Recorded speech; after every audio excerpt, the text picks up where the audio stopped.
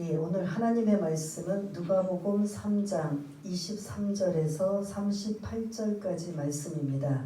제 성경으로는 신약성경 92쪽에 있는 누가복음 3장 23절에서 38절까지 말씀을 다 찾으신 줄 알고 우리 함께 읽겠습니다. 시작.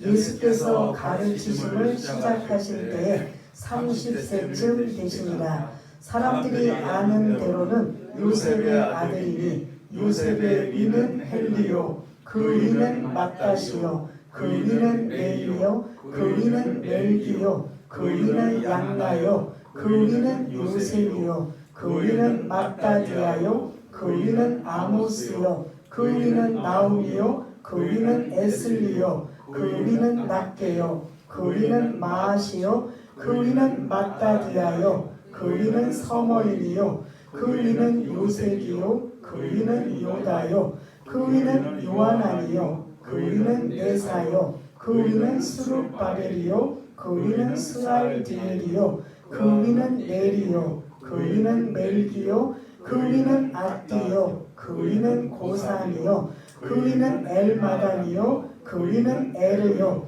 그 위는 예수요, 그 위는 엘리에서요, 그 위는 요림이요, 그 위는 맏다시요, 그 위는 레위요, 그 위는 시므온이요, 그 위는 유다요, 그 위는 요셉이요, 그 위는 요남이요, 그 위는 엘리야김이요, 그 위는 멜레아요, 그 위는 멘나요, 그 위는 맏다다요, 그 위는 나단이요, 그 위는 다윗이요, 그 위는 이세요, 그 위는 오벳이요, 그 위는 보아스요, 그 위는 살몬이요, 그 위는 나손이요, 그 위는 암미나답이요, 그 위는 아니요, 그 위는 헤스론이요, 그 위는 베레스요, 그 위는 유다요, 그 위는 야곱이요, 그 위는 이삭이요, 그 위는 아브라함이요, 그 위는 데라요, 그 위는 나홀이요, 그 위는 수룩이요, 그 위는 누요, 그 위는 벨렉이요, 그 위는 헤버요, 그 위는 살라요, 그 위는 가이나니요, 그 위는 아박사시요, 그 위는 셈이요, 그 위는 노아요, 그 위는 레멕이요, 그 위는 무드셀라요, 그 위는 에녹이요, 그 위는 야렛이요, 그 위는 마할랄렛이요, 그 위는 가이나니요, 그 위는 에노스요, 그 위는 셋이요, 그 위는 아담이요, 그 위는 하나님이시니라. 아멘. 예, 낯설고 읽기도 좀 불편한 이 족보 이야기 우리가 한번 이 23절부터 38절까지 예수님의 족보에 관한 이런 내용들을 읽어보았습니다. 그래서 오늘 제목 예수님의 족보. 이 족보 이야기가 왜 등장하고 있는가? 예수님은 하나님의 아들이시고 즉 하나님이시지만 또 인간의 몸을 입고 오신 분이시므로 어떤 가공할 만한 인물 그리고 신화적인 인물이 아니라는 거죠. 어느 날 갑자기 뚝 나타나서 이런 엄청난 일을 행하신 것이 아니라 철저히 아버지 하나님, 성부 하나님의 계획과 의도 속에 인간의 몸을 입고 오시는 이 예수님의 족보를 통해서 예수님이 누구의 혈통 그리고 어떻게 태어나셨는가, 누구신가 이 정체성을 족보를 통해서 우리가 살펴보려고 합니다. 그래서 이 족보 여러분들이 앞에 있는 PPT를 읽으셨으면 무슨 색깔이 나타났었죠? 중간중간?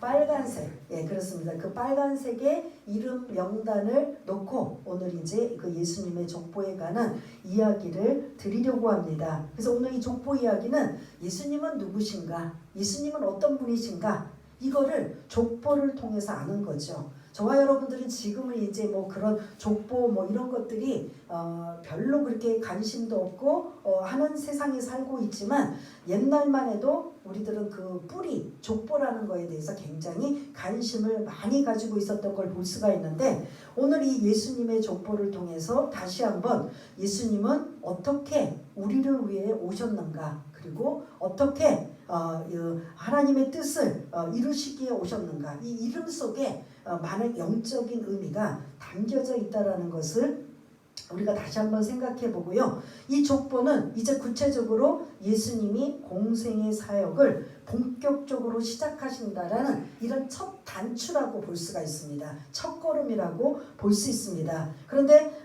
그 족보 이야기를 먼저 하기 전에 23절을 여러분들이 보시면 제가 빨간 글씨로 숫자가 나오죠? 뭐가 나오죠? 23절 앞에 거 보시면 30세가 나와요. 30세가 뭐가 중요한가? 여기 계신 분들로 보면 30세는 아직도 어리고 철없는 이런 것으로 볼 수가 있는데 이 성경의 30세는 여러 가지 의미를 가지고 있어요. 처음 그 민수기 우리가 이제 새벽마다 지금 민수기 말씀을 나누는데 제사장의 나이가 30세부터 50세까지 봉사할 수 있는 나이예요. 그러니까 본격적으로 제사장으로 봉사할 수 있는 나이가 30세인 걸 볼 수가 있고 여러분들이 또 창세기로 들어가면 요셉이 애굽의 노예로 형들의 미움을 사서 애굽에 팔려가요. 그래서 거기에 종으로 노예로 이제 제수로 살다가 드디어 꿈의 몽을 잘해서 하나님의 은혜로 그가 누가 돼요? 네? 총리가 돼요. 그 당시에 애굽은 지금 미국과 같은 전 세계에 가장 힘 있는 막강한 나라라고 할 수 있는 그곳에 그 왕 다음에 권력을 갖는 2인자 역할인 총리의 그런 자리에 올라가게 됩니다. 그때가 혹시 몇 세인 줄 아세요? 여기 힌트를 보자면 30세라는 거죠. 아시는 분 대답하시고 모르면 여기 있는 이제 숫자를 가지고 그래서 요셉은 몇 세에 총리가 되었다? 30세예요. 그러니까 성경에는 이게 굉장히 의미가 있다라는 거죠. 30이라는 게. 다윗도 하나님 앞에 사무엘을 통해서 기름 부음을 받아서 왕으로 이제 될 것이다는 2대 왕이 될 것이다라고는 하지만 실질적으로 도망자 떠돌이 신세를 다니다가 이제 정식으로 이제 유다의 왕으로 등극한 나이가 몇 세다? 30세라는 거 알고 계셨나요? 네? 30세예요. 그래서 이 30세 그리고 요 전에 이제는 세례 요한이 예수님을 알리고 전하고 준비하는 역할로 이제 역사의 뒤안길로 자기 할 일을 다 감당하고 이제 그 조연으로 끝나는 세례 요한도 같은 예수님과 오늘 본문을 보면 동갑이에요. 다만 6개월 먼저 태어났을 뿐이에요. 그러면 세례 요한도 본격적으로 그런 그 회개의 세례를 선포하고 그런 세례를 주었던 그 나이가 몇 세다? 30세라는 거예요. 그러면 지금 계속 요셉이 총리로 등극하고 그리고 다윗이 왕으로 이제 등극하고 그리고 세례 요한도 본격적으로 사역을 시작하는 나이 그리고 제사장도 이제 제사장으로 봉사할 수 있는 나이 이런 모든 것들이 30세부터 시작하는데 예수님도 본격적으로 공생의 사역을 시작하실 때쯤 나이가 몇 세다? 30세라는 거죠. 사회적으로, 종교적으로 그리고 당시의 모든 이들에게 그런 그 자격 요건이 이제 본격적으로 공생의 사역을 시작하실 자격의 나이가 되신다라는 의미가 30세쯤이라는 소리예요. 그래서 우리는 그냥 23절의 족보 이야기인데 그 예수님이 그냥 30세쯤의 족보 이야기를 언급하고 있구나 라는 게 아니라 30세 안에는 이러한 깊은 의미가 담겨 있다. 그리고 그 예루살렘 그 공회원 회원의 나이도 30세 이상부터예요. 그러면 다 중요한 역할, 신중하고 그리고 그런 그 많은 일들을 감당할 수 있는 나이는 몇 세부터다? 30세부터 시작한다. 그 예수님도 이제 공생의 사역을 본격적으로 몇 세부터 시작하신다라는 이런 시작 신호탄이 지금 시작되는 거예요. 몇 세? 30세라는 거죠. 이해가 되시죠? 그래서 그렇게 30이라는 숫자를 여러분들 여러 가지 성경 안에 담겨져 있다라는 걸 기억을 하시기를 바라겠고요. 두 번째는 이제 본격적으로 족보에 관한 내용들을 말씀을 드리려고 합니다. 혹시 마태복음 1장에 아브라함과 다윗 자손의 예수 그리스도의 계보다라고 1장 1절에 나오고 2장부터는 아브라함이 이삭이 야곱을 낳고 그러면 마태복음의 족보는 1장은 계속 뭐로 시작을 해요? 아브라함이 낳고 그러면 아브라함부터 밑에 후대로 내려가는 거예요. 낳고는. 근데 오늘 본문은 내려가는 게 아니라 위로, 낳고가 아니고 반대로 그 위로. 그래서 아브라함, 마태복음의 족보는 마태복음부터 아브라함부터 시작해서 어디까지 낳고 어디까지 가냐면 예수님까지 언급되는 거예요. 근데 오늘 본문은 반대로 예수님 위에 아버지 요셉, 요셉 위에 그 위에 그 마지막 38절에 보니까 그 가장 꼭대기에 위는 누구다? 하나님이시다. 그래서 지금 마태복음 족보하고 누가복음 족보하고 지금 약간 내용이 같아요? 틀려요? 예? 명단도 사실은 좀 중간에 틀리는 부분이 많이 있어요. 그래서 오늘 이제 그런 이야기들을 함께 나눌 것인데요. 우선 첫 번째 정리하자면 마태복음은 위에서 아래로 내려가는 족보 이야기. 오늘 본문 누가복음은 아래에서 위로 올라가는 족보 이야기. 왜 그랬을까? 여러 가지 이유가 있지만 첫 번째 이유가 뭐냐면 마태복음은 유대인, 그러니까 마태가 동족 유대인들에게 예수님을 전하고 알려서 예수님 믿으라는 동족 유대인들에게 복음을 전하는 내용이에요. 그러면 동족 유대인들이 하나님에 대해서는 알까요? 모를까요? 예? 동족. 그 이스라엘이 원래부터 누구를 섬겼던 사람들이에요? 유대인들이. 예수는 거부하고 안 믿지만 누구는 믿어요? 하나님. 그리고 아담.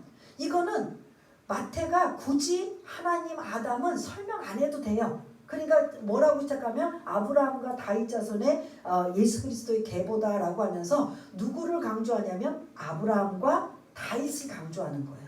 그러면서 많은 유대인들에게 예수를 믿지 않는 유대인들을 향하여 마태가 야 너희들이 그렇게 자랑하고 존경하는 자부심을 갖는 아브라함의 우리는 후손 아니냐? 근데 예수님도 그 아브라함의 뭐다? 후손이다. 이걸 강조하기 위해서요. 그 다음에 또 하나 강조하는 건 다윗을 강조해요. 이스라엘 백성들, 유대인들은 야 다윗이 정말 얼마나 영웅이냐. 그런 그 유다 지파에서 나온 그 다윗의 왕의 후손, 우리가 그 굉장히 영웅으로 알고 존경하고 있는 왕인데 그의 후손이 누구다? 예수다. 이게 이제 마태복음의 족보의 핵심이에요. 그래서 낳고 할 때 아브라함부터 시작을 하는 거예요. 아브라함과 다윗 자손의 다윗 자손 예수 그리스도의 계보다 족보다라고 시작하면서 마태복음은 야 너희들이 그렇게 존경하고 자부심을 갖는 아브라함의 우리 후손이잖아. 그리고 다윗의 우리 족보를 가지고 있잖아. 그게 누구냐면 예수님이 그 안에 족보 안에 계신 분이야. 그 예수를 믿어야 돼. 그게 이제 그런 동족 유대인들에게 예수님을 알리고 전하는 내용이 마태복음의 족보였다면 오늘 누가복음은 완전히 반대예요. 저와 우리 같은 분들을 위해 전혀 예수를 모르고 하나님도 모르는 자들에게 그 예수를 알리고 전할 때 반드시 우리는 예수를 전하면서도 하나님을 전해야 돼요? 안 전해야 돼요? 동족 유대인들은 이미 어렸을 때부터 뼛속 깊이 선대로부터 하나님 백성이기 때문에 굳이 그 하나님을 강조하고 할 필요가 없어요. 이해가 되시나요? 그래서 마태복음의 족보에는 하나님의 언급이 안 돼 있고 그냥 아브라함과 다윗의 후손들을 통해서 거기에 메시아 되시는 예수님이 오신 것이니 그 예수님을 우리가 믿어야 된다라는 이러한 만왕의 왕으로서의 예수님을 강조하고 있다면 오늘 누가복음의 족보에서는 완전히 하나님도 모르고 예수님도 모르고 아무것도 모르는 상태에 있는 사람들에게 알리는 족보가 오늘 본문의 내용이에요. 근데 누가가 원래 유대인 출신이고 이스라엘 사람이 아니에요. 여기도 이방인이에요. 자기가 예수님도 몰랐고 하나님 말씀도 몰랐던 그가 하나하나 알아가고 배워가고 익혀가며 연구하며 누가복음을 기록할 때 자기 같은 마음으로 이방인들에게 이 복음서를 기록하는 것 중에 마태복음의 족보와 다르다라는 걸 이해하시길 바라겠습니다. 그래서 누가복음의 족보는 대상이 누구에게 알리기 위해서 대상 독자를 누구에게 알리기 위해서 이방인들에게 예수님을 알리기 위해서 예수님이 어떤 분이신가를 알리고 전하기 위해서 이 누가복음의 족보가 마태복음의 족보가 다르다라는 거야. 그래서 마태복음은 낳고로 시작한다면 누가복음은 위로 올라가면서 맨 끝은 누구냐? 하나님이시다. 우리의 모든 것들의 완성, 시작이시고 완성이고 하시는 이 처음과 나중인 이 모든 거는 하나님이시다라는 이런 강조가 담겨져 있는 걸 볼 수가 있습니다.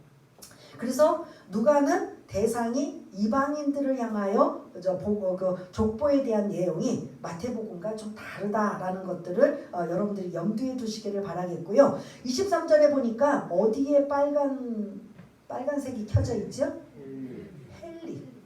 마태복음에서는 헨리라고 안 해요. 혹시 예수님의 아들, 그러니까 예수님의 아버지가 요셉이에요. 그 다음에 요셉의 아버지는 야곱이에요. 그러니까 우리 창세 구약에 나오는 이름들 중에 동명이인 똑같은 이름들이 굉장히 많이 연결이 돼요. 그렇지만 예수님의 육신의 아버지 요셉 그리고 요셉의 아버지가 야곱이었어요. 그러면 마태복음에 보면은 야곱이어야 되는데 23절 오늘 본문에 보면 요셉의 위는 야곱이요라고 하는 게 맞아요. 근데 왜 헨리라고 했을까요? 여기 이제 처음부터 이 족보의 이름들을 하나하나 이루어져 나가려고 합니다. 마태복음의 요셉의 위는 뭐 예를 들어서 야곱이요라고 한다면 그거는 예수님의 육신의 아버지 요셉의 족보예요. 오늘 헨리는 요셉의 육신의 어머니 마리아의 족보라는 거죠. 이해가 되십니까? 예수님의 육신의 어머니 아버지 이름이 뭐죠?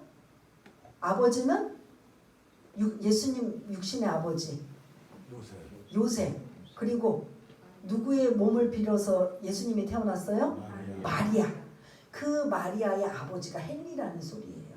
그래서 마태복음 족보에는 요셉의 아버지 야곱의 족보로 올라가는 족보고 오늘 본문의 족보는 마리아의 족보예요.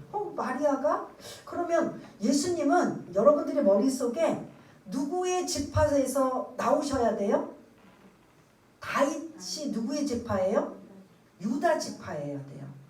다윗이 유다 지파. 그래서 여러분들 혹시 아브라함이 이삭을 낳고 이삭이 야곱을 낳고 야곱이 또 누구를 낳았을 것 같아요? 여러분? 그냥 여러분 생각으로 아브라함이 창세기 12장에 보면 아브라함이 이삭을 낳았어요. 이해가 되시죠? 여기는 이삭이 야곱을 낳았어요. 여기까지 이해가 되시죠? 그럼 야곱은 누구를 낳았어요? 정확하게 말하면 이거는 이제 성경을 아시는 분이고 원래 야곱이 아들 유다 하나만 낳나요? 12아들을 낳잖아요. 그래서 야곱의 아들 12아들을 통해서 12지파로 이제 뻗어나가는 거잖아요. 그런데 거기에 장자가 루벤이에요. 그러면 아브라함이 이삭을 낳고 이삭이 야곱을 낳고 야곱이 루벤을 낳고 이렇게 가야 되는데 지금 우리 안수 집사님 말씀하신 대로 야곱이 누구를 낳았다? 유다를 낳았다. 창세기 49장에 보면 12지파의 아들들에게 그 아버지 야곱이 이렇게 마지막 죽기 전에 천국 가기 전에 기도해 주잖아요. 그때 어디에서 왕이 임할 것이다. 실로에서 실로가 오시기까지 너희 지파에는 이렇게 왕의 규가 계속 이어질 것이다. 어느 지파? 지금 말씀드린 유다 지파예요. 12아들 중에서도 그 중에 유다 지파에서 그럼 왕위가 계승될 거고 다윗의 왕도 그 유다 지파에 들어갈 것이다. 그러면 머릿속에 여러분들이 이 족보를 딱 보면 마태복음은 요셉의 아버지가 야곱으로 연결되어지는 이 족보면 그러면 요셉은 결국 누구의 지파다? 후손이다? 예? 다윗의 후손, 유다 지파의 후손이라는 소리예요. 그러면 예수님이 거기서 오셔야 돼요. 다윗의 지파, 다윗의 후손, 유다 지파에서 오셔야 되는 이 메시아의 말씀을 주셨다면, 그럼 누가복음에서는 어머니 족보인 그 마리아의 아버지 헨리가 지금 등장해요. 그러면 여러분들 속에 그럼 빨리 지금 이제 머리가 빨리빨리 돌아가시는 분 같으면 그럼 어머니 족보도 결국은 어디 지파가 되어야 된다는 거예요? 유다 지파가 되어야 된다는 거죠. 다윗의 후손이 되어야 된다는 거죠. 그렇다면 여기까지 보면 예수님의 육신의 아버지 요셉과 마리아는 결론적으로 어디 지파 사람이다? 유다 지파 사람이다. 그리고 다윗의 후손들이다. 이거 헨리를 통해서. 그럼 왜 헨리냐? 이 헨리가 딸이 마리아와 또 하나 둘밖에 없어요. 대를 이을 아들로 대를 이어야 되는데 딸만 있다 보니까 대를 잇지 못해서 여기에 요셉 그 예수님의 육신의 아버지인 요셉이 마리아의 아버지에게 대릴 사위로 들어간 거예요.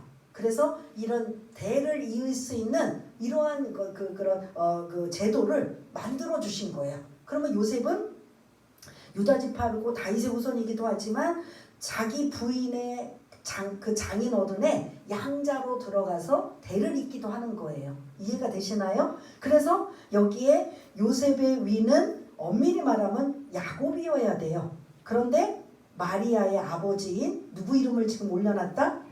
헬리다. 그래서 이 헬리를 보면 아 이거는 예수님의 육신의 어머니의 족보를 올라가는구나. 그러면 육신의 어머니의 족보를 올라가도 그는 어디 지파 사람이다? 다윗 지파, 유다 지파, 다윗의 후손 사람이다. 이거를 같이 여러분들이 기억을 하며 올라가셔야 돼요. 그렇게 해서 이제 쭉 24절부터 어디까지 올라가냐면 31절을 좀 띄워주시길 바라겠습니다. 31절에 보면 제가 어떤 걸 빨간 표시를 해놨죠? 나단이에요. 근데 마태복음에서는 솔로몬이라고 나와요. 여기에. 그러니까 여러분들 31절에 많이 알고 있는 사람 이름 나오죠? 누가 나와요? 다윗.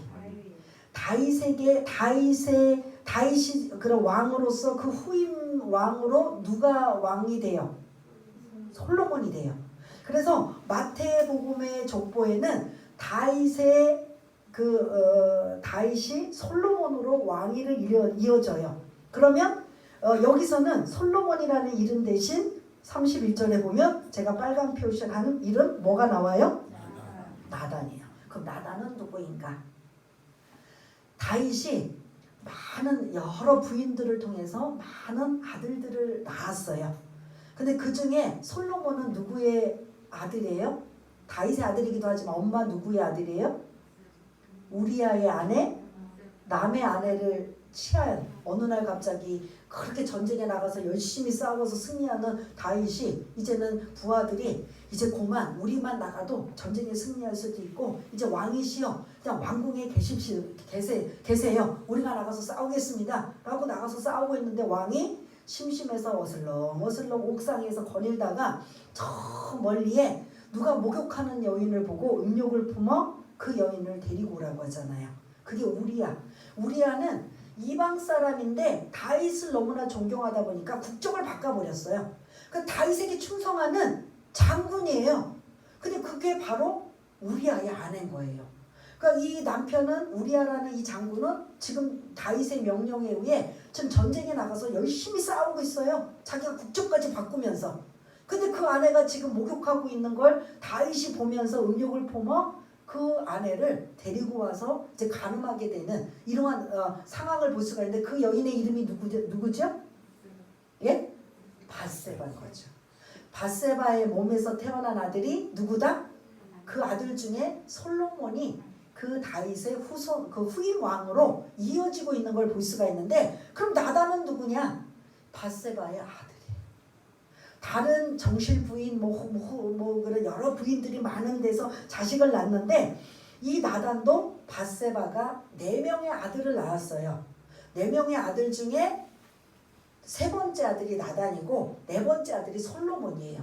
그런데 하나님은 솔로몬을 통해서 왕위 계승을 시켰지만 나단도 밧세바의 아들 중에 한 사람이다. 그러면 여기까지 마리아의 족보는 누구의 후손까지 지금 오늘 본문을 갈 수 있어요?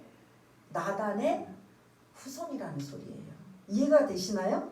이제 족보 도표를 좀 그려놔야 여러분들이 머릿속에 들어오는데 아까 예수님의 육신의 아버지는 누구였어요? 요셉이었잖아요. 요셉은 솔로몬의 후손이에요. 이해가 되시나요? 어머니 마리아는 누구의 후손이에요? 같은 유다 지파지만 거기서 또 자식들을 많이 낳으니까 그 자식들에서 또 낳고 하면 또 이렇게 막 퍼져가잖아요. 큰 틀은 유다 지파지만 유다 지파에서 쭉 내려와서 다윗까지 왔는데 다윗이 또 많은 아들을 낳았는데 거기 솔로몬, 나단, 압살롬, 많은 아들들이 있는데 거기에 왕의 계승은 솔로몬이지만 같은 유다 지파 안에서도 마리아의 혈통은 누구의 혈통으로 지금 내려오고 있다? 31절을 근거 빨간 표시라는 누구다? 나단의 후손이라는 거죠. 이해가 되시나요? 그래서 여기까지 우리가 정리하자면 헨리는 누구의 아버지? 마리아의 아버지. 그러면 이게 누구의 족보로 지금 설명하고 있는 거예요? 예수님의 육신의 어머니 마리아의 족보로 지금 나단까지 올라가고 있는 거예요. 이해가 되십니까? 그래서 여러분들이 마태복음을 읽을 때는 쭉 예수님의 육신의 아버지 요셉을 통해서 솔로몬까지 올라가는 솔로몬의 후손들이라면 마리아는 나단의 후손이에요. 근데 솔로몬과 나단은 어머니가 누구라고요? 밧세바. 그러면 솔로몬과 나단은 같은 어머니에서 태어난 거잖아요. 그렇죠? 여기까지 이해가 되시나요? 그러면 여기까지 마리아의 족보를 통해서 유다 지파지만 다윗의 후손이지만 넓게 보면 나단의 후예로 마리아의 족보 이야기가 지금 언급하고 있구나. 이해가 되십니까? 다른 분도 이해가 되세요? 여기까지가 이제 나단 모습이고, 그 다음에 31절에 여러분들이 다 잘 알고 있는 다윗, 이거는 이제 그 다윗의 아내 밧세바를 통해서 나단, 솔로몬 이렇게 이제 자녀들을 낳아서 이제 퍼지게 되는 거지, 하나로 또 뭉치면 다윗이 되는 거잖아요. 이해가 되시나요? 다윗부터 위에는 지금 32, 33, 34 뭐 쭉까지는 다 마태복음과 똑같은 계보로 지금 올라가고 있어요. 올라가고 이제 34절을 보니까 우리가 잘 알고 있는 34절을 한번 보여주시면, 그 위는 야곱이요, 그 위는 이삭이요, 그 위는 아브라함이요. 이걸 이제 마태복음식으로 한다면 아브라함이 누구를 낳았어요? 이삭을 낳고, 이삭이 야곱을 낳고, 33절을 띄워주면 야곱은 누구를 낳았다? 유다를 낳았다. 아까 안수집사님 말씀하신 것처럼 야곱에게는 12아들이 있는데 그 왕의 계승은 유다로부터 이어진다라는 거. 12아들 중에서. 그래서 유다라는 이런 것들은 이제 마태복음과 낳고 그 위, 이런 배열이 좀 이제 위다, 낮다, 아래로 내려오고 위로 올라가는 이런 그런 언급하는 내용들이 마태복음과 누가복음의 차이는 있지만 여기는 지금 같은 모습으로 있는 거죠. 진짜 중요한 38절을 이제 또 나누려고 합니다. 38절에 빨간 표시를 한 이름이 누가 나와요? 아담이 나와요. 아담은 얼굴이 까맣든 백인이든 흑인이든 황색인이든 상관없이 모두가 인류의 조상은 누구다? 아담이다. 하나님이 가장 먼저 창세기 1장부터 누구를 만드셨냐면 사람을 만드셨는데 그 사람이 누구다? 아담이에요. 그러니까 우리 모든 인류, 전 세계 아시아, 유럽, 아프리카 할 것 없이, 아메리카 상관없이 모든 인류의 시조는 누구다? 아담인 거예요. 그리고 지금 누가복음의 의도가 이방인을 대상으로 복음서를 기록했다고 족보를 지금 언급했다고 했잖아요. 아까 그 마태복음의 족보는 딱 어디까지 끝나냐면 여기 아브라함에서 딱 끝나요. 아브라함부터 아브라함이 이삭을 낳고, 이삭이 야곱을 낳고, 야곱이 유다를 낳고 해서 쭉 예수님까지 내려오는 하면 거기는 아담이 없어요. 하나님도 없어요. 그들은 예수님은 안 믿지만 하나님 아담을 너무나 잘 알고 있기 때문에 마태는 굳이 그걸 설명할 필요가 없어요. 근데 이방인들에게는 설명해야 돼요, 안 해야 돼요? 이방인들 전혀 하나님 모르고 예수님 모르는 자들에게 혹시 아담을 아세요? 라고 한다면 알까요? 모를까요? 상식적으로 알 수도 있고 누구로부터 들어서 알 수는 있지만 원래 알고 여러분들 예수 믿기 전에 혹시 아담 알고 있었나요? 우리가 왜 그렇게 남자들은 그냥 평생 나가서 돈을 벌고 여자들은 그냥 애 낳는데 이렇게 고통을 당하며 왜 이렇게 이 땅에서 사는 게 이렇게 지옥같이 힘들고 어려울까? 도대체 이게 뭐에 문제가 있을까? 근데 세상에 아담을 모르는 사람 같으면 그렇게 거기서 푸념하며 말지만 좀 믿는 사람이고 아담을 알면 누구로 지금 이제 화살을 돌릴까요? 우리를 이렇게 힘들게 하고 어렵게 한 자는 바로 누구다? 아담이라는 거죠. 아담. 창세기로 다시 들어가 보면 하나님께서 그런 천지 만물을 창조하시고 사람을 창조하셨는데 그게 바로 아담이고, 그래서 그 모든 것들을 생육하고 번성하고 다스리고 정복하고 너희들의 이름을, 청지기 이름을 아담에게 다 준 거예요. 근데 어느 날 누구의 꼬임에 빠져? 유혹에 빠져 넘어갔어요? 뱀의 꼬임에 빠져 넘어서 누구처럼 되려고? 하나님처럼 되려고 선악과는 따먹지 말라고 했는데 눈이 밝아져서 하나님처럼 될까봐 뱀이 막 꼬드기는 거예요. 먹지 말라고 한 거야. 먹어봐. 하나님처럼 될 거야. 어쨌든 그래서 아담과 하와가 선악과를 따먹어서 어떻게 돼요? 우리가 그 신학적인 용어로 죄 앞에 뭐가 들어가요? 죄 앞에 원죄. 모든 인류는 아담의 허리 아래 태어난 민족, 그런 후손들이기 때문에 우리도 내 의지와 상관없이 태어나면서부터 나는 뭐다? 하나님이 보시기에 죄인인 거예요. 나는 아니에요. 나는 뭐 큰 죄도 안 짓고 나는 이런 죄도 안 짓고 나는 착하게 살려고 노력하는데 왜 나보고 죄인이라고 해요? 그렇지만 하나님의 말씀, 성경을 근거로 하면 우리는 모두 아담의 후에 후손들이기 때문에 우리는 아담으로 원죄가 이제 있기 때문에 우리는 다 뭐를 가지고 태어났다? 죄를 가지고 태어나. 내가 그거를 납득을 하든 거부하든 상관없이 우리는 죄인이라는 소리예요. 그래서 뭐 세상에 막 기고 날고 막 그냥 뭐 여러 가지 다양한 모습으로 살아도 그 모든 사람들은 다 뭐다? 죄인이라는 소리예요. 누구 때문에? 아담 때문에. 아담이 두 가지예요. 아담이 모든 인류의 시조이기도 하지만 죄의 근원이기도 한 사람이 누구다? 아담이라는 거야. 근데 나는 우리 조상 아브라함 아담이 아닌데요? 거슬러 올라가고 오늘 말씀처럼 위로 계속 올라가면 우리의 인류의 시조는 누구다? 아담이라는 소리예요. 그러므로 이 아담 속에 두 가지가 있어요. 이방인 여러분들이요, 이 유대인들만 특출나게 하나님이 택하셔서 아브라함을 택하셔서 그리고 유대인을 통하여 하나님의 백성으로 삼아주셨지만 이제 만일 모든 사람, 아담의 후손인 모든 인류에게 구원의 길은 문이 열려져 있습니다. 그런 의미가 오늘 이 족보 속에 아담이라는 이름 속에 지금 들어가 있는 거예요. 아담의 이름은 크게 두 가지를 잊지 마셔야 돼요. 모든 인류, 아프리카, 뭐 아메리카, 흑인, 뭐 백인, 뭐 황인종 상관없이 모든 이 땅에 존재하고 있는, 지구상에 존재하고 있는 모든 인간들의 시조는 누구다? 아담이다. 그러므로 이방인들에게도 구원의 길이 있다 없다? 이게 누가복음의 핵심의 족보 내용이에요. 마태복음에는 동족인 유대인에게만 복음을 전하니까, 그런 복음서니까 아담을 들어갈 필요가 없는데 이방인들 우리들을 향하여 뭐 우리가 어떻게 구원의 문이 열렸고 우리는 상관없는 자고 우리는 뭐 하나님하고 연결도 없고 아무것도 없잖아. 그 연결고리가 아담이라는 소리예요. 이해가 되십니까? 그런데 모든 인류의 시조인 이 아담이 하나님의 명령인 선악과를 따먹으로 말미암아 이제 에덴 동산에서 추방되어 원죄로 우리가 그 피를 계속 가지고 태어나서 이 땅에 우리는 죄인이라는 이 또 한 가지의 좋은 글씨 같은 게 우리 안에 딱 있다라는 거예요. 그런데 예수님의 혈통이 이렇게 올라가고 올라가는 이 상황 속에 사람의 아들로 오셔야만 이 원죄의 문제, 죄의 문제를 해결하시기 위해서 구세주로 오신다라는 게 이 아담 속에 담겨져 있는 걸 여러분들 기억하시기를 바라겠습니다. 그래서 아담이 할 말이 굉장히 많아요.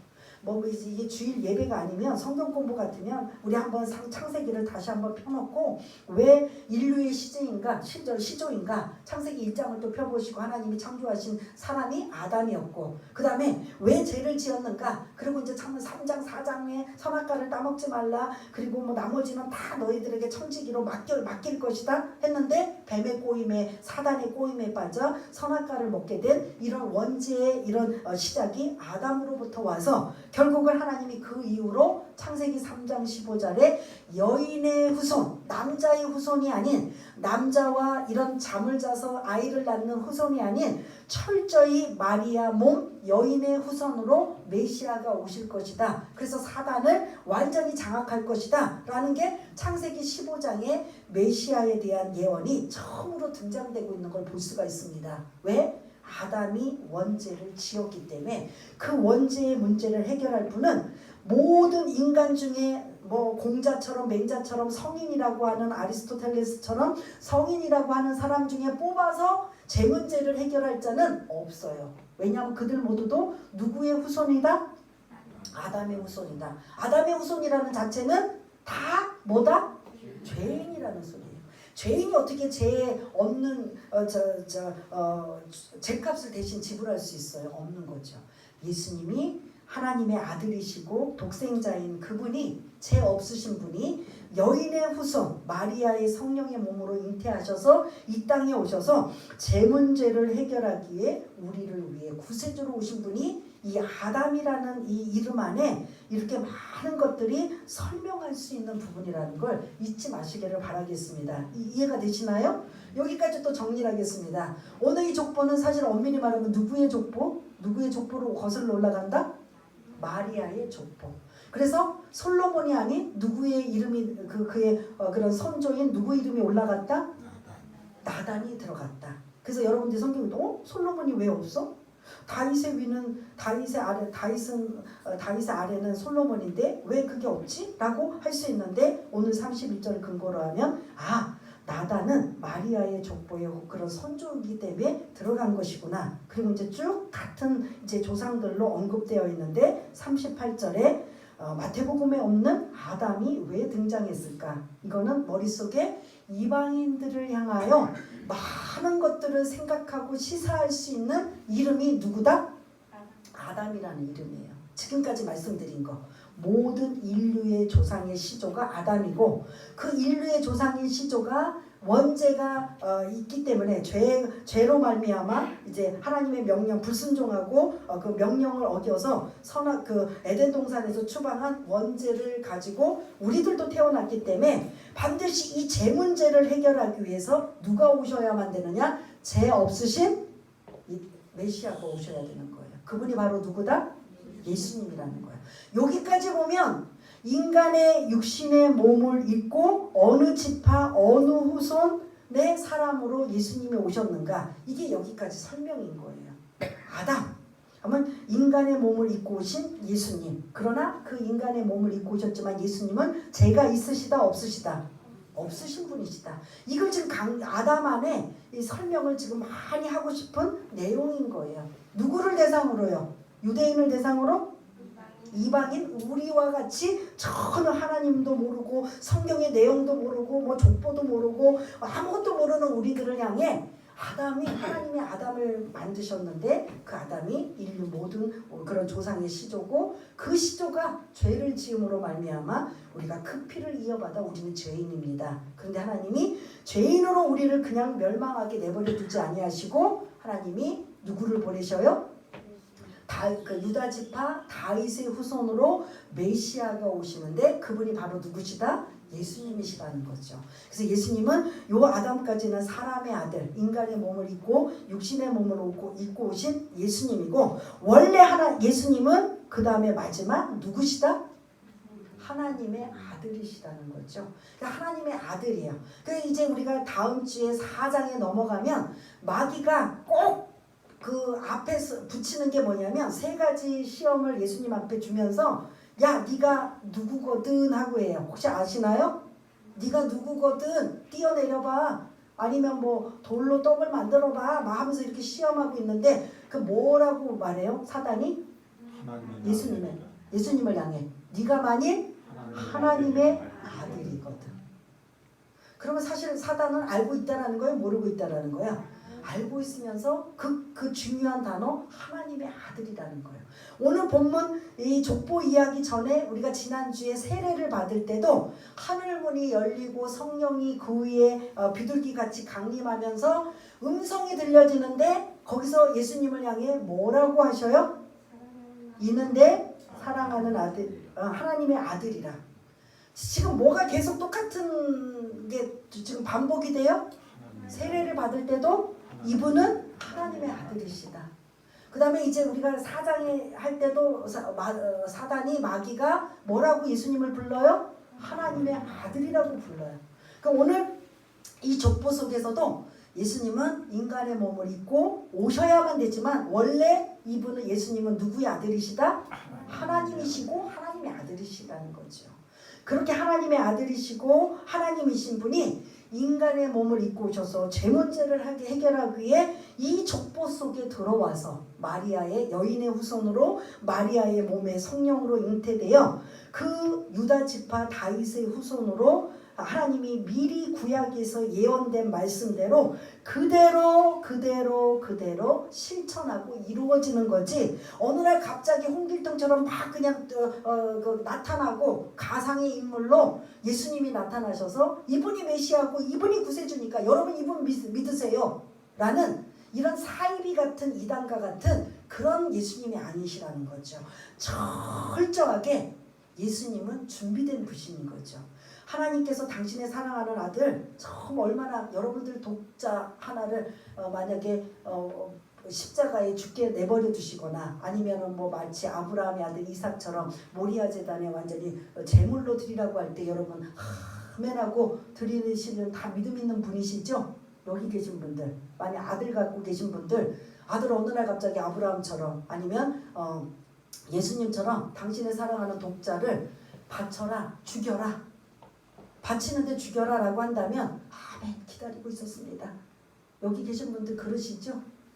네? 여러분들의 아들을 어느 날 갑자기 그럴 일은 없겠지만 혹시 여러분들의 사랑하는 아들을 갑자기 바쳐라. 바쳐라는 말은 죽이라는 소리거든요. 이삭을 모리아 제단에서 제물로 드려라. 예수님을 십자가에 제물로 드려라 라고 할 때 그 부모의 마음, 아버지의 마음은 어떠실 것 같아요? 찢어질 것 같지만 모든 인류를 구원하시기 위한 우리 인류, 하나님이 만드신 우리 모든 인간들을 사랑하시기 때문에 당신의 독생자 아들까지 그 예수님까지도 아낌없이 우리에게 내어주시는 그분이 어느 날 갑자기 뚝 떨어진 게 아니라 이렇게 철저하게 예비하고 예언되고 준비되고 알리고 또 알리면서 드디어 이 마태복음에 누가복음에 예수님이 공생의 사역을 이제 본격적으로 시작하실 것입니다 라고 하면서 그분에 대한 족보가 오늘 본문에 언급되고 있는 걸 볼 수가 있습니다. 이해가 되십니까? 예, 그래서 이 족보의 내용 다시 정리하자면 누가복음의 족보는 대상이 누구다? 이 알리는 족보 대상이 이방인들이다. 이방인이라는 이 자체는 뭐냐면 저와 여러분처럼 하나님에 대해서 전혀 모르고 있는 자들에게 아주 하나하나 자세하게 설명해주고 있다. 그래서 여러분들이 성경을 좀 더 배우고 알고 싶으면 누가복음을 읽으시라는 거예요. 마태복음은 유대인들을 향해 이미 어느 정도 하나님을 알고 성경을 알고 있고 구약을 바삭하게 알고 있는 사람들에게 예수를 전하는 내용이라면 누가복음은 전혀 예수의 예자도 하나님의 한자도 모르는 사람들에게 알리고 전하는 게 누가복음이라면 저처럼 여러분들처럼 복음 많이 마태복음과 누가복음 중에 읽으라면 어느 게 우리한테 쉽고 다가올 것 같아요? 누가복음인 거죠. 계속 강조하고 있지만 그래서 이 누가복음을 읽으시면서 그리고 예수님이 어떤 분인가 이 다른 복음서보다 어렸을 때의 환경 이런 자라온 것들도 많이 자세하게 내용하고 오늘 본문부터 이제 앞으로 공생의 사역을 본격적으로 시작하실 것이다 라는 30세라는 나이에 이제 그런 그 첫 단추를 열면서 예수님의 족보 이야기가 쭉 이어지면서 아담과 하나님의 우리가 한번 그 초점을 맞춰서 아담이 어떤 존재인가 하나님이 창조하신 인류의 시조였다면 그 시조로 끝나는 게 아니라 죄의 시조기도 한 거죠. 그래서 우리는 내가 원하든 원치 않든 죄인이라는 죄가 우리 몸속에 피가 흐르고 있다는 거죠. 근데 하나님이 그 문제를 해결하기 위해서 당신의 사랑하는 아들 독생자를 이 땅에 육신의 몸을 입고 오셔야만 되는데 이 족보를 통해서 예수님이 오신 것입니다. 이해가 되시죠? 그래서 오신 것이고 그리고 그분은 그 위는 모든 것 위에 가장 최고의 위는 누가 계시다? 하나님이 계시는 거죠. 모든 시작과 끝, 처음과 나중에 모든 것의 그 역사를 주관하시는 분은 누구시다? 하나님이신 거죠.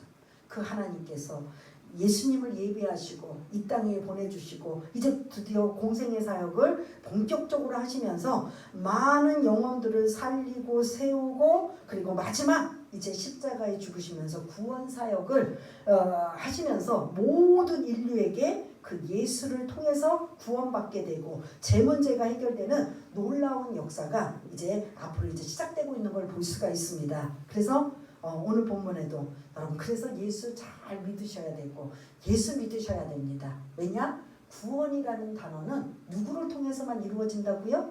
예수님을 통해서만 이루어진다라는 것. 그 안에 오늘 족보 그런 딱딱하고 그리고 낯설고 읽기도 힘든 이 족보 안에 누가 지금 계속 누구를 설명하기 위해서 그런 복잡하고 이런 어려운 이름들이 등장한 거예요? 예수님을 설명하기 위해서. 그래서 아담 하나님까지 거슬러 올라갔다라는 거죠. 그래서 어떻게 보면 이 족보를 통해서 우리가 얼마나 많고 많은 사람들 중에 택함 받아 하나님의 자녀가 되었다라는 게 얼마나 우리는 행복한 자라는 걸 여러분들 다시 한번 이 족보를 통해서 감사와 찬양과 영광을 올려드리시길 바라겠습니다. 지금 당장 우리가 예수 믿었다고 해서 확 달라진 건 없고 확 변한 건 없고 도대체 하나님이 나와 함께 계신 거 맞아? 내가 내 입으로 예수님을 고백했는데도 나는 여전히 질병으로 물질로 자녀로 여러 가지 환경으로 막혀있고 차단되고 힘들고 어려운 이 모든 상황에 하나님 나와 함께 계신 거 맞아? 라고 의문을 가질 수도 있지만 그거는 각자의 믿음의 연륜이에요. 그거 똑같은 상황이어도 어떤 사람은 믿음으로 반응하지만 어떤 사람은 안 믿어지는 거예요. 어떤 사람은 불평하는 거예요. 도대체 하나님이 계신 거야? 어떤 사람은 자기가 안 보여도 믿음으로 바라보고 믿음으로 말씀을 근거로 해서 의지하고 의탁하며 나가는 자도 있는 거예요. 하나님께서는 각양각색에 있는 사람들에게 어떤 하나님이 가장 완벽하신 방법으로 이끌어 가신다라는 걸 잊지 마시길 바라겠습니다. 여러분들이 자꾸 의문을 갖고 힘들어하고 하는 건 뭐냐면 내 기준에 하나님 앞에 자꾸 사인해 달라는 거예요. 하나님 나 이 문제 있으니까 빨리 사인해 주세요. 해결해 주세요. 하나님 나 지금 이 문제 있으니까 빨리 사인해 주세요. 완전히 내가 하나님이 되어서 하나님 앞에 사인해다 요술방망이처럼 해달라고 하는데 하나님은 그렇게 하길 원하지 아니하시고 인격적인 교제. 여러분들도 이제 처음 우리 만난 분들 이런 보면 가장 그분과 뭘 하기 위해요? 교제를 하면서 알아가는 게 가장 첫 번째잖아요. 하나님도 우리에게 그거를 원하시는 거예요. 하나님 알기 원합니다. 하나님 알려면 뭘 통해서 알아야 돼요? 예? 말씀을 통해서 아는 거, 성경을 통해서 아는 거잖아요. 내가 오늘도 여기 또 처음 여기 오셨는데 혹시 또 우리 또 새로운 분 이렇게 만나게 되면 그분에 대해서 알려면 자꾸 이야기를 나누고 밥을 먹고 또 교제를 나누면서 성격이 어떤지 집안의 나이가 어떻게 되시는지 자녀는 어떻게 되는지 그리고 어떤 구성원이 되는지 이렇게 하나씩 자꾸 들어야 내가 그분에 대해서 안다라고 할 수 있는 거잖아요. 맞아요? 틀려요? 근데 우리는 예수 믿고 구원받아 하나님의 자녀가 되었는데 그거는 별로 중요하지 않아요. 내가 하나님을 알아가는 게 별로 중요하지 않아요. 단지 내 필요한 것만 그렇게 절대자이시고 하나님이시면 전능하신 하나님이면 내 문제 좀 해결해 주세요. 내 필요 좀 해결해 주세요. 우리는 맨날 그 입장에서만 하나님을 보잖아요. 그런 거 안 해주면 삐져요. 안 해주면 섭섭해요. 안 해주면 하나님이 있기는 뭐가 있어. 이러고 그냥 떠나요. 하나님이 진짜 원하시는 건 언제라도 해줄 수 있지만 뭘 원하신다고요? 교제를 원하셔요. 하나님 알아가는 거. 하나님 배워가는 거. 내가 이제 하나님의 자녀가 되었다고 내 입으로 말해놓고 그럼 그 하나님 어떤 하나님인데요? 라고 다시 다른 사람이 반문한다면 여러분은 그 하나님을 뭐라고 설명해 줄 거예요? 나 응답 안 해주신 하나님. 무서운 하나님. 그냥 혼만 내주는 하나님. 침묵하신 하나님. 나한테는 하나님이 그런 하나님이에요.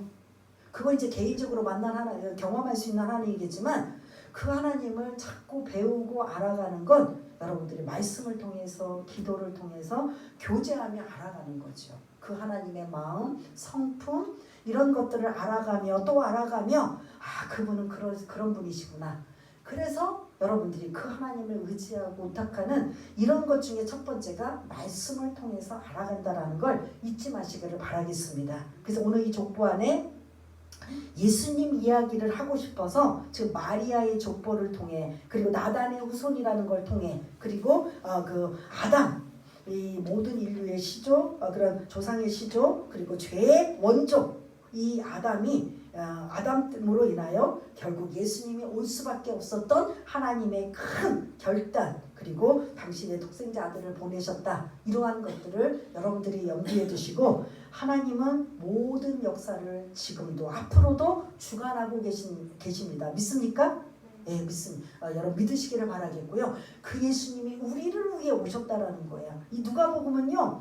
잘나고 똑똑하고 힘있고 권력 있는 사람들에게 오신 게 아니라 병들고 소외되고 버림받고 사람들에게 천대받는 그런 자들을 위해서 오신 분임을 누가복음에 하나하나 자세히 기록하고 있어서 우리가 위로를 받는 거예요.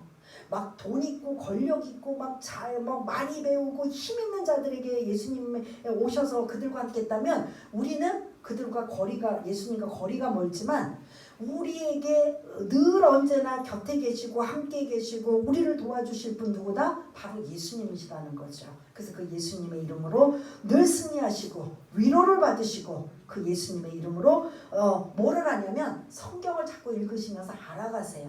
뭐 성경을 많이 읽으시는 분들은 창세기부터 쭉 읽으셔도 되지만 나는 지금 이제 너무 거창하기보다는 누가복음을 강해하는 이 주일날 예배에 내가 누가복음만큼은 미리 알고 그리고 배운 것도 또 읽어보고 궁금한 건 미리 또 이렇게 표시를 해놔서 왜 이런 것들이 일어날지라고 여러분들이 하면서 들으면 누가복음은 여러분들이 따로 성경 공부를 안 해도 충분히 배우고 익힐 수 있다는 걸 잊지 마시기를 바라겠습니다. 그래서 우리 한번 예수님은 누구신가 오늘 이 족보를 통해서 어떤 분인가를 이 설교를 통해서 여러분들이 듣고 정리가 되었다면 그 예수님을 의지하고 의탁하며 주님 오시는 그날까지 예수님 이름으로 꼭 붙잡고 승리할 수 있는 저와 여러분 되시기 위해서 한번 그 예수님의 이름으로 붙잡고 의지하며 승리할 수 있는 우리 모두가 되시기를 바라겠습니다. 하나님 아버지 은혜를 감사합니다. 예수님의 족보를 통해서 이제 예수님의 공생의 사역을 본격적으로 하실 터인데 예수님이 인간의 몸을 입고 오셨는데 그 마리아의 족보 마리아의 몸에 성령에 잉태하셔서 인간의 몸을 입고 오실 수밖에 없는 그 예수님의 족보의 내용을 우리가 살펴보았고 아담으로 우리가 아담이라는 이 사람의 이름을 통하여 왜 이 이름이 중요한 것인가를 다시 한번 깨닫고 알았다면 예수님이 꼭 오셔야만 되고 예수님이 오셔서 우리 문제를 해결하셔야만 되고 그분이 우리가 말하는 우리가 기대하는 구세주고 구주라신 것을 다시 한번 깨닫게 해주시니 감사와 찬양을 올려드립니다. 예수님은 하나님의 아들이시고 또한 인간의 몸을 입고 오신 사람의 아들로서 이제 이 땅에서 인성과 신성을 가지시며 공생의 사역을 이제 첫 단추를 족보를 통해서 시작하고 있다면 앞으로 누가복음을 하나하나 말씀을 통해서 예수님을 알아가고 하나님을 알아가고 그래서 하나님을 알아가는 그 상황 속에 교제하며 더 깊이 믿음의 사람으로 변하여져서 새롭게 되는 우리 모두가 다 될 수 있도록 주님 도와주옵소서. 하나님 아버지 감사합니다. 족보 참 딱딱하고 어렵고 이해도 안 되는 이러한 것이지만 이 안에 엄청난 그런 예수님의 족보 이야기 그리고 예수님의 그런 사람의 아들로서 올 수밖에 없는 이 모든 것들이 갑자기 어느 날 그냥 뜬구름처럼 나타나신 것이라 아니라 철저하게 예언되고 예비되고 준비된 신분으로 그리고 실제로 그 예언대로 육신의 몸을 입고 오셔서 우리의 죄 문제를 해결하기 위해 구세주로 오신 분이 바로 예수님이십니다. 그분이 이제 앞으로 공생의 사역을 시작할 첫 단추를 족보를 통해서 시작하였다면 그분을 더 알아가고 더 집중하여 성령의 감동 지혜 계시의 영으로 우리의 마음속에 또한 더 각인이 되어 그 예수님을 의지하고 그 예수님을 붙잡고 승리하며 나갈 수 있는 우리 모두가 될 수 있도록 주님 도와주옵소서. 모든 것 감사드리오며 사랑이 많으신 예수님 이름으로 기도드리옵나이다. 아멘.